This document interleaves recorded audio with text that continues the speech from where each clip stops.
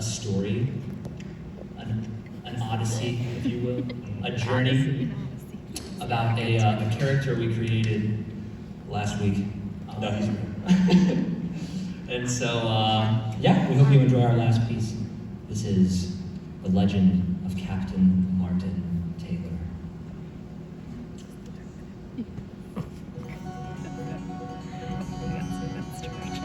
This is the legend of Captain Martin Taylor. A tale of love, separation, sacrifice, And tragedy.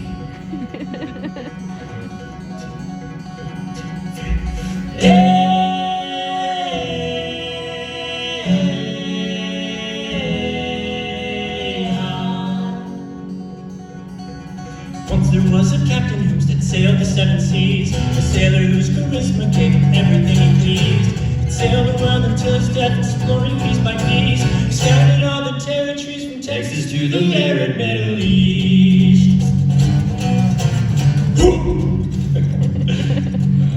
It was a fine and clear day in the small seaside village of Martinstown. It was pure misfortune that Zeus, the king of storms, and Neptune, the king of ocean storms, released their godly rage upon the townsfolk. They unleashed a treacherous tempest of sea and sky upon the unsuspecting town. As Captain Martin Taylor saw the heinous storm brewing, he felt no fear. In fact, he and his crew of 100 women and men challenged the gods to a battle of will. They boarded their sacred ship, said to be an unsinkable vessel, the mighty Titanus. Then they charged with mighty valor straight into the eye of the storm. Thunderous waves would make foes cower, where Captain Martin Taylor, the legendary sailor, another epic legacy is born. The fight was long, the battle was brutal, the edge of the storm was in sight. As they neared, the fight proved futile, as Zeus cast down his final strike.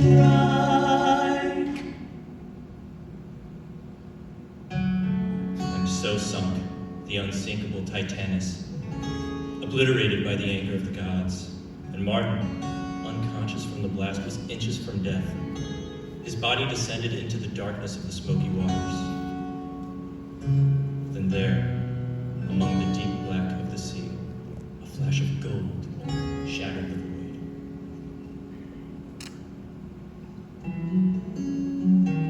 "'Twas but a lone goldfish, a light in the dark that came to Martin's aid. Unbeknownst to Martin, this little, beautiful, marvelous, shining creature would be his salvation. When the young captain came to, the ship was no longer in sight. To his astonishment, he was astride the fish. Martin queried, 'What happened? Did you save me?' The goldfish replied, 'Yes, I did.' 'Thank you. You're welcome.' And then, unexpectedly, the fish was pulled down underwater. Martin Taylor saw the glimpse of Neptune's mermaid dragging his savior to the deeps. Before he could react, he was swept up and away by a torrential typhoon.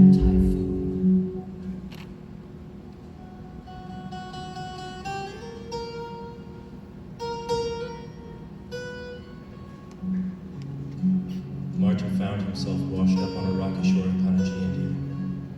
As he wandered aimlessly, the rhythms of raga and the smells of samosa filled his senses.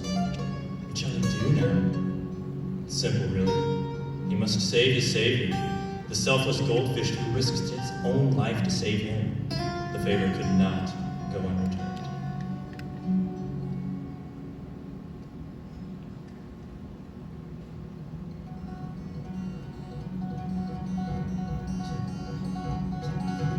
Once there was a captain and he knew what he must do. To save his friend and savior, he would scour the ocean blue.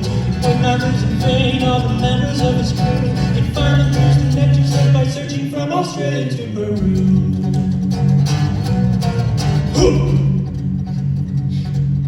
So Captain Martin Taylor traveled inland, seeking answers for how to find Neptune's dwelling place, Atlantis. His journey through the arid and beautiful Middle East led him to the sacred and holy grounds of Europe.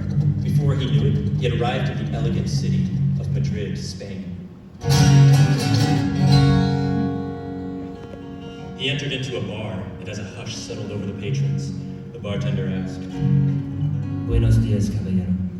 ¿Puedo traerte un trago? Realizing he knew not what the bartender said, Martin left and learned the whole Spanish language in 4 days and 4 nights. Then he returned to the bar, and once more the bartender asked, Good morning, sir. May I get you a drink? Hey, Martin said, I seek information. Can you tell me where to find Atlantis? But of course. Replied the bartender. It is rumored that Atlantis resides in the waters of Bermuda. It is a difficult path to cross, however, and you must journey elsewhere first. In the lands of southern Africa, you will find a people who can grant you a safe passage through the treacherous waters. And so, our captain crossed the Mediterranean, the vast Sahara, and finally reached South Africa. There on the east coast, he met the gracious Zulu people. He learned their culture and made everlasting friends. He asked them, how does one find safe passage through the Bermudas waters? He was given gilly root, a rare and ancient herb that grants the consumer the ability to breathe underwater and swim faster than the speed of sound. Martin was finally ready to find Atlantis. As he departed South Africa, Martin's new friends sang him a Zulu song of farewell.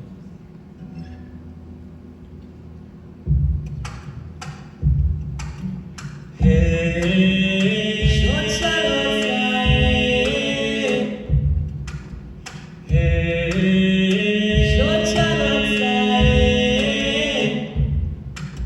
Oh humble, oh humble, oh humble, oh humble, oh humble, oh lego ya bambini, oh lego ya bambini, oh humble, oh humble.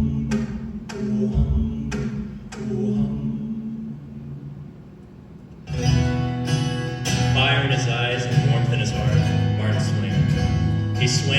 He swam, searching for Neptune's domain, and more importantly, his friend. Searching across the sea, looking for you. Have you left me? I need you. I'll set you free. Oh, I need you. Won't you hear my plea? As Captain Martin Taylor neared his destination, he saw the glowing reefs and heard the beautiful music of the bygone city of Atlantis.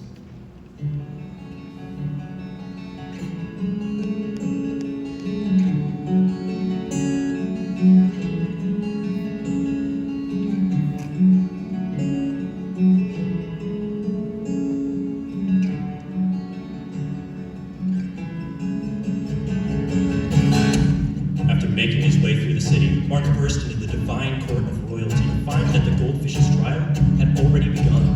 The fish was imprisoned and charged with treason. Neptune bellowed, how did you come? Martin replied, I have globetrotted the Middle East, Europe, the Sahara, and more. I have learned languages in mere days. I swam the vast Atlantic, all to find you. Impressive, the sea god mused. But why? You have my friend, Martin declared, and you will free him. You dare challenge me, mortal? And with those words, Neptune struck. His trident was quick, but Martin's life preserver was quicker. With a matter of seconds, the pitchfork of legend was shattered, and Martin stood still, victorious, above his defeated foe. With power and grace, he threw his life preserver and cut the chains that bound the goldfish. The goldfish said, Thank you for saving me. Martin replied, Yes, I saved you. You're welcome. Suddenly, Neptune's limp body stirred. With the last of his strength, he called upon his swordfish, Excalibur, and young Captain Martin Taylor was impaled. No! Shrieked the goldfish. Exclaimed Martin. With his dying breath, he said, Goldfish, I have but one question.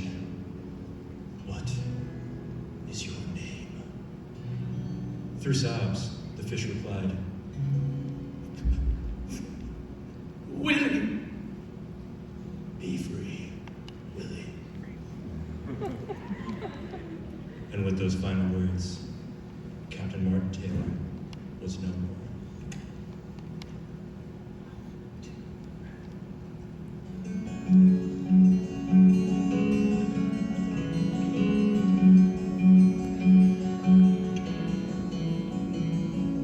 He went and left it all behind.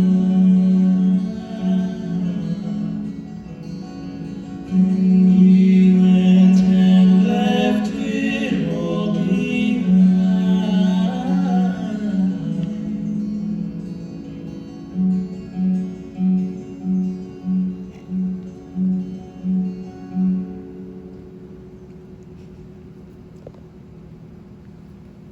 The end.